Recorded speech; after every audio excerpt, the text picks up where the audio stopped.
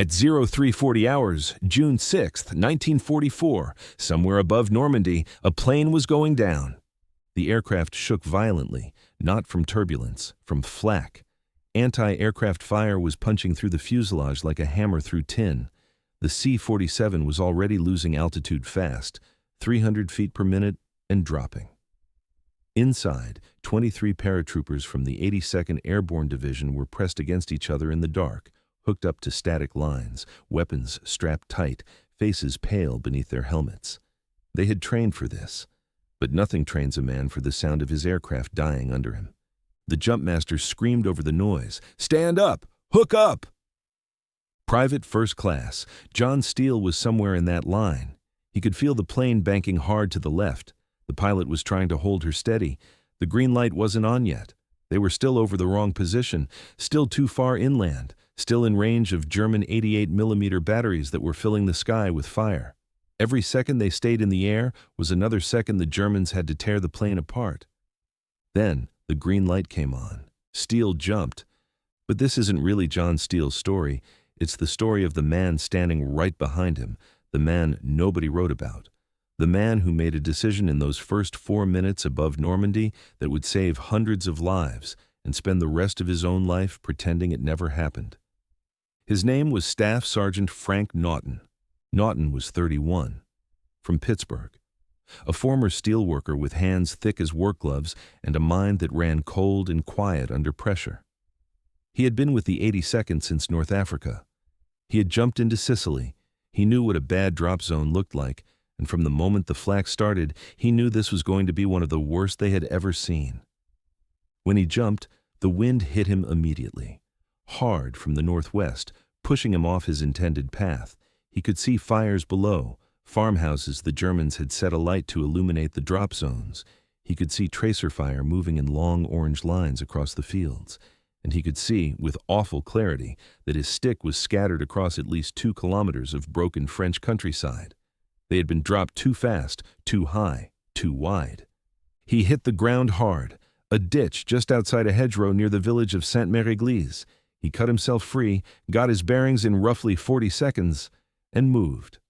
What happened next is where the story gets complicated. Naughton found 8 men within the first 10 minutes, not all from his unit. 2 were from the 101st. Completely wrong division, wrong objective, wrong side of the planned drop zone. 1 had a broken collarbone and couldn't carry a weapon properly. None of them knew exactly where they were. They had maps, but the maps were nearly useless in the dark with hedgerows blocking every sight line. German patrols were moving through the area. Naughton could hear engines somewhere to the east and boots on a gravel road less than 300 meters away.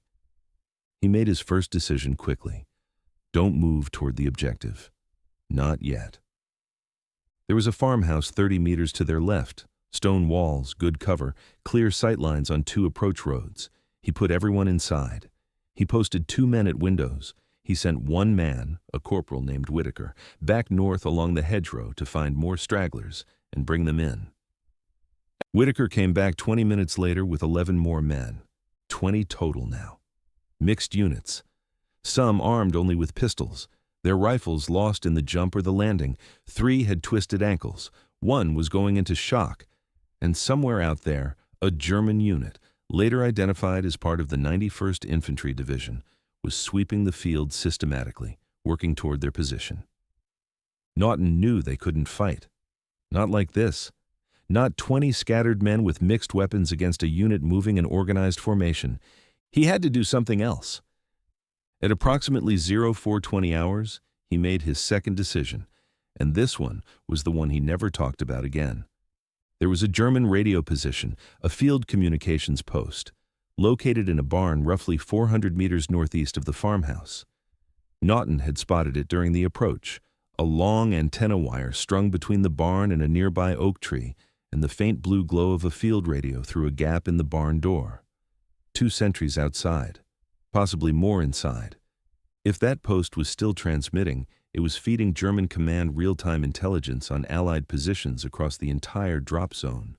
Every American paratrooper scattered across those fields was being reported, every firefight being tracked. The Germans could coordinate their sweep and systematically destroyed dozens of isolated, disoriented stick formations before dawn even broke. Naughton told no one what he was planning. He told Corporal Whitaker he was going to do reconnaissance. He left his rifle, too loud, and took only a fighting knife and a silenced OSS pistol he had taken off a dead officer in Sicily and never officially reported. That was the first part of the secret. It took him 14 minutes to reach the barn. He spent 3 of those minutes completely still in a ditch while a 2-man German patrol passed within 8 meters of him. He could hear them talking, quiet voices. They weren't alarmed. They didn't know he was there. He came around the south side of the barn. One sentry was leaning against the wall, smoking. The other was facing away, watching the road. Naughton handled both sentries in under 90 seconds. Inside the barn, 3 German signals operators and a lieutenant. The radio was active. Someone was transmitting. What happened inside that barn, Naughton never described in detail. Not to his commanding officers, not to the Army investigators who later tried to reconstruct the night's events, not to his wife, not to his children, not to the veterans who tried to interview him at reunions in the 1960s and 1970s. The only thing he ever said, once, to a journalist who caught him off guard in 1971, was this: "I did what I had to do to make the radio stop." The radio stopped at approximately 0437 hours. When he came back to the farmhouse, he was carrying the German field radio under his arm. He handed it to the man with signals training and said simply, "See if you can listen in." Nobody asked him where the sentries were. Nobody asked about the operators. The men looked at him and understood without being told. That was how it worked. If you're still with us, share this story. These men deserve to be remembered. By 0500 hours, Naughton's improvised group had grown to 34 men. They had linked with a small element from the 505th Parachute Infantry Regiment moving south along a secondary road. They now had a functioning map, a functioning German radio they were monitoring for patrol reports, and a non-commissioned officer, Naughton, who had already proven he could think clearly in chaos. They moved out at 0512 hours toward Sainte-Mere-Eglise. The fighting in and around that town has been written about extensively. The famous image of John Steele hanging from the church steeple, his parachute caught on the spire, dangling above a burning square while German soldiers fired at his comrades below. That image is in every history book. What's not in the history books is what happened on the eastern approach to that town at approximately 0630 hours when a German machine gun position had pinned down a company of paratroopers in a drainage ditch and was systematically killing them. The position was in a stone building, a small miller's house at the corner of 2 farm roads.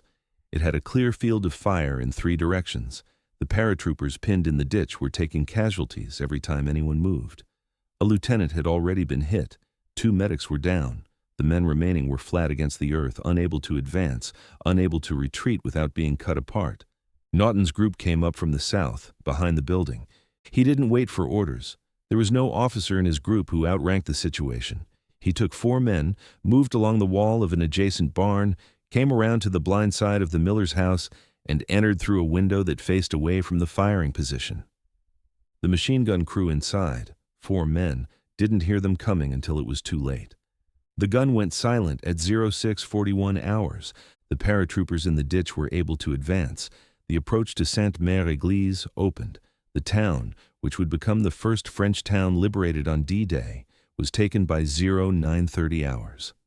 Naughton's name appears nowhere in the official after-action report for the liberation of Sainte-Mere-Eglise.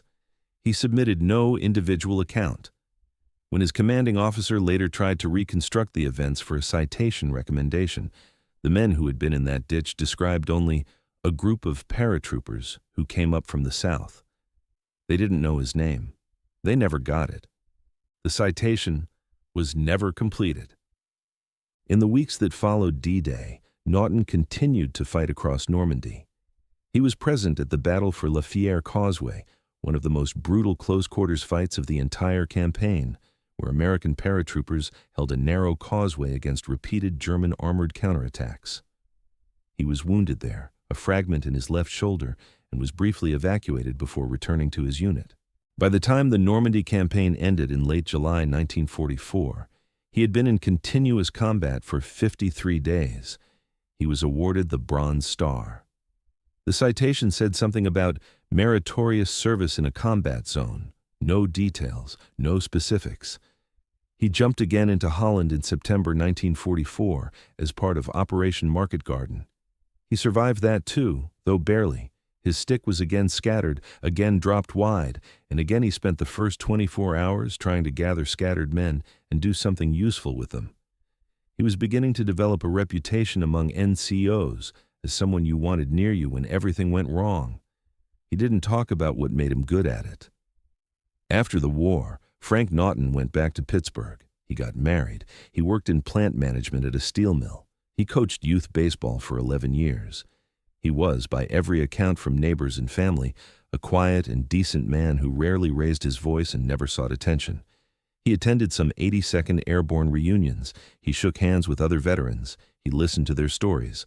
He occasionally told small ones of his own. Funny moments, absurd moments, the kind of stories that war veterans tell when they want to share something without sharing too much. He never told the story of the barn. He never told the story of the miller's house. He never told the story of the 14 minutes he spent alone in the dark, moving toward a German signals position while 23 men waited for him to come back. Those stories, he apparently decided, belonged to no one but himself, and perhaps to the night. In 1987, a military historian working on a detailed account of the 82nd Airborne's D-Day operations tracked down a French farmer who had been 12 years old on the morning of June 6, 1944.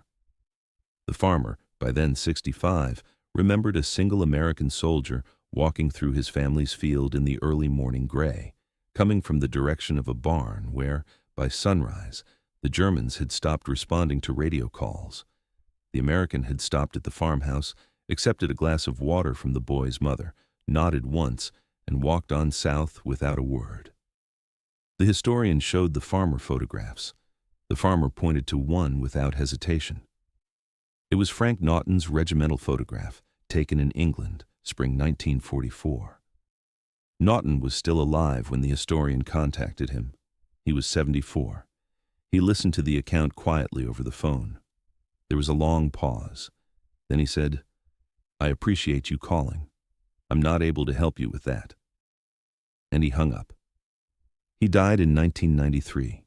His obituary in the Pittsburgh Post-Gazette described him as a World War II veteran, a loving husband and father, and a longtime member of his local parish.